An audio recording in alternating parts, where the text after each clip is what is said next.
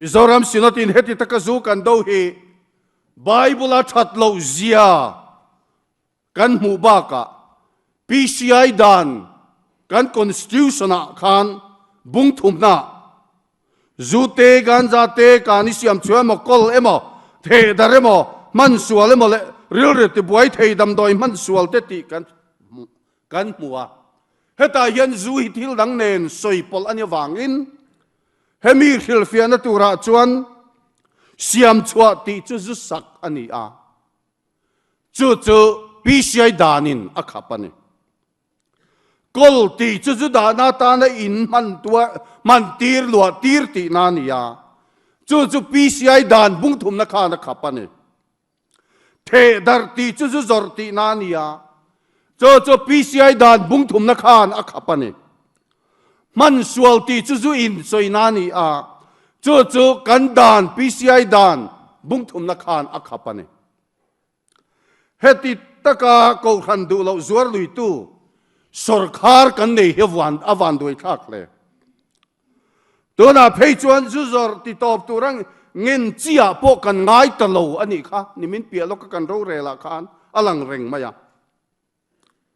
kan ral huai tu berten om zenei zu zor hi kan trong trai chana ni anati phei chuan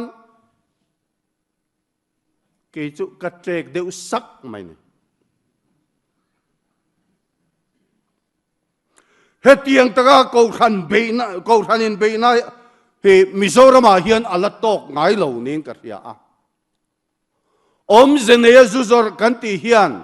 om zenei lawa zu khal a ringa om zenei zu zor anti hian om zenei lawa zu in a ringa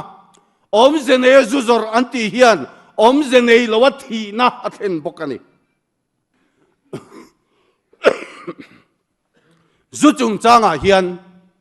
zu kan do chung changa hian kan ko khan hi kanin pum khat tha em ti hi san ina kanin enfia poimo in ka ria pathian le a ko khan lama tang nge kan ni zuzuar tu te lama kan ril put mang en hian a beidon thakin ka hetrin ko khan le sarkar du dan ain kal hian khoya nge kan rin omna kan da thin le thu ka soi hi chuan zu ka soi kai thi a chan chu ka hiat chian em wang ni sang kha kwa somria le parieta emne sarkarin zuzor atum laivel khan sinatin kong kan zo a Cambridge ka kalmania chanchin bua pokasiak tamle a anua le khabua ka chua zu hi thilani pulal de na tong kam hoyen zu hi thilani tin le khabua ka chua to nuwa yan to me chutilianin Bible zu le mizote ti le khabu ka siaka rala ta viawang chukatia alo ta vak ka lo maya thalai ho te po hian ni lo ngai sak bak lo in nam rem hin de mo zok ni to thek hian ka le khabu chu ka la khal zo lawa reverend zaire mate na po kwan pek khachola om nge ko pisan ni velanian sinot bugro ma po lo ma ila po kala kola Bible zu le mizote ke aya Bible atanga wain chung chang chui chiang hi mi zo fa lo piang to hian an la om lawang anom le har viau mai thei Bible wain ti om zong zong a thu nen ka da chuak veka athalama man na le chelama man na zong ka da chuak veka ma se ral atlala atlak lo chan ka sel mi zo hian zuin hi kan chak ning ka ria ni chela ka ro soi tong khan do na par me bial vil to anti zinga po zu soi moitlat party then khat nge ni campaigner lar tak singa po zu zor soi moitlat ano na la le champhaya wine siam po ganchan tat political party song in wine asiam thein turin mingan sia san nan vek maro chu chong mi te chuan zu khap ka duan ti si an wine siam a chuan alcohol 11% tel an phala beer hi 5% te 6% ten ya rui thei ani zuai chelo ni pon rui thei so mi let chu 11% ya 12% thangin ti ka nan tu a so mi tur chuan to na political party song hian no objection certificate an sia sak vek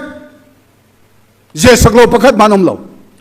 cho tí này chuan zuzor kan phao lâu thì tu te khan zuzor an du vek ti na ni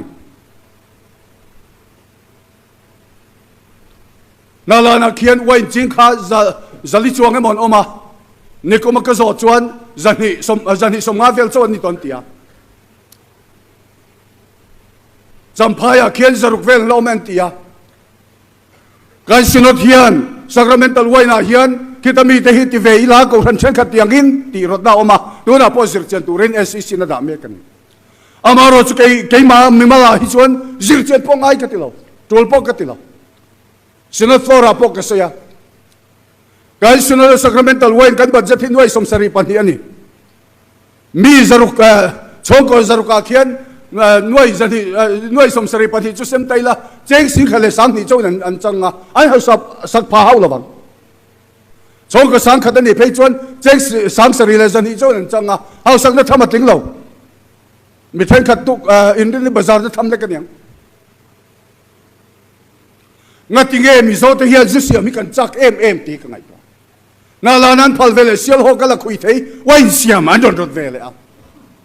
thalai to line entrepreneurship in tiami startup in tiami som do na ko nga in fing thar mai thei ama ero cho in ti tira ang hong thalo om lo pain nakin kum enga tin nuwa ang hong thalo om to rang chi rui thei thel siam da hi chuan startup e entrepreneurship mo engma ti su in tu le fa ten na tuarang US President lar tak sangkas ko sobrang klay patuman kalum tak John F Kennedy de chung ko ka zuwa nga hausa an yan tia an chung ko general thom da vector kalum ten nia accident hi ten nia ita kalo enom tolo friends ram ko khovela